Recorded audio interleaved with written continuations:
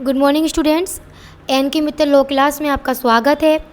आज हमारी है आईपीसी की सेकंड क्लास है, जिसमें आज हम यहाँ पर आईपीसी से related important multiple choice question के बारे में जानेंगे।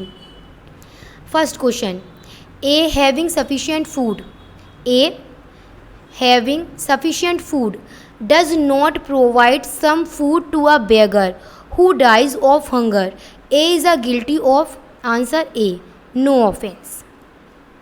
Question, in which of the following cases the Privy Council made a distinction between common intention and similar intention? वह कौन सा केस हुआ था जिसमें प्रीवी काउंसिल के द्वारा कॉमन इंटेंशन और सिमिलर इंटेंशन के बीच में अंतर बताया गया है? हम सभी जानते हैं, it is a leading case, Mahmood Shah versus emperor.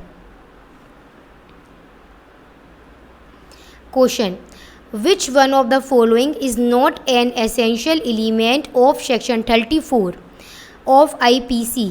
तो सबसे पहले अब हम यहाँ पर इसके एक एक ऑप्शन देखते हैं और जानेंगे कि उनमें से वो कौन सा एक ऐसा ऑप्शनल है जो कि सेक्शन 34 का एसेंशियल नहीं है। Option A, criminal act done by several person, ये तो है इसका एक essential. Criminal act done in furtherness of common intention, ये भी है। Pre arranged plan between person doing criminal act, ये भी है। आंसर डी, क्यों? Act done in furtherness of common object. इस वजह से यहाँ पर क्वेश्चन नंबर 3 का आंसर होगा option D. Question number 4, offence is defined, offence कहाँ डिफाइन करा गया है? अगर मैं एक एक करके ऑप्शन देखूं, ऑप्शन ए, सेक्शन 39 क्या कहता है बताइए? सेक्शन 39 बताता है वॉलंटरी, स्वेच्छापूर्वक। अच्छा, और सेक्शन 40, यस, सेक्शन 40 में ही ऑफेंस को डिफाइन किया गया है। इसके जो बाकी ऑप्शनल है वो भी देख लेते हैं। 41 क्या बताता है? सेक्शन 41 स्पेशल लॉ बताता है। सेक्शन 42 क्या बताता है? लोकल लॉ बताता है। हमारा आंसर क्या है? क्वेश्चन क्या था? Option is defined under, option को कहाँ डिफाइन किया गया है? आंसर सेक्शन 40 में। Question number 5, which one of the following is not a punishment under section 53? हम सभी जानते हैं कि जो पनिशमेंट है आईपीसी में कहाँ पर है? सेक्शन 53 में। लेकिन ये 4 ऑप्शन में से एक ऑप्शन ऐसा है जिसमें जो कि पनिशमेंट में अब नहीं आता है। आंसर होगा बी।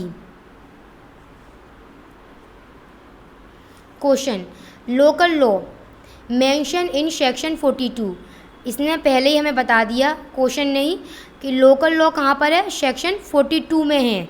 उसका मीनिंग पूछा है हमसे। मीनिंग क्या है? A particular part of India. Question, by which one out of the following acts the words imprisonment for life were substitute for the words transportation for life in Indian Penal Code? Answer, ऐसा कब हुआ था?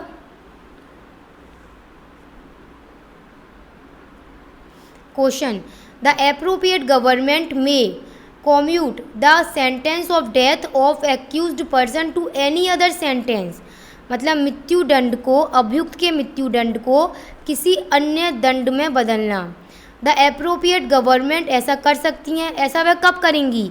Option में क्या दे रखा गया है? Option ए कहता है एक्यूज्ड की सहमति से, ऑप्शन बी कहता है एक्यूज्ड के रिलेटिव की सहमति से, ऑप्शन सी कहता है एक्यूज्ड के एडवोकेट की सहमति से, या फिर ऑप्शन डी कहता है एक्यूज्ड की बिना सहमति के।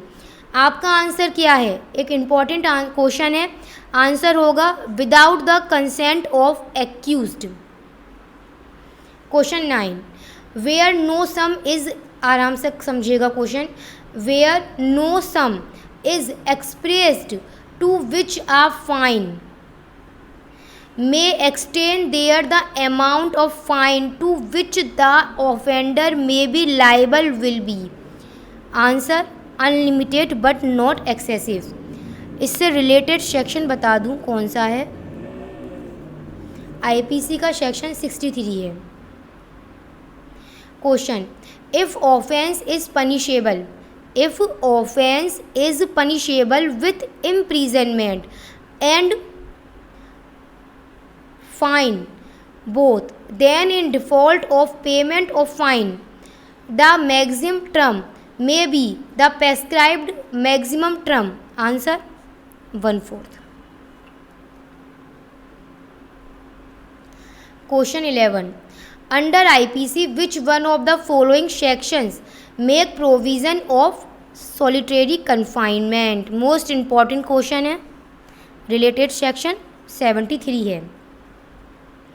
The maximum period of solitary confinement, आपसे क्या पूछा गया है? solitary confinement का मैक्सिमम पीरियड कितना है? Maximum answer 3 months.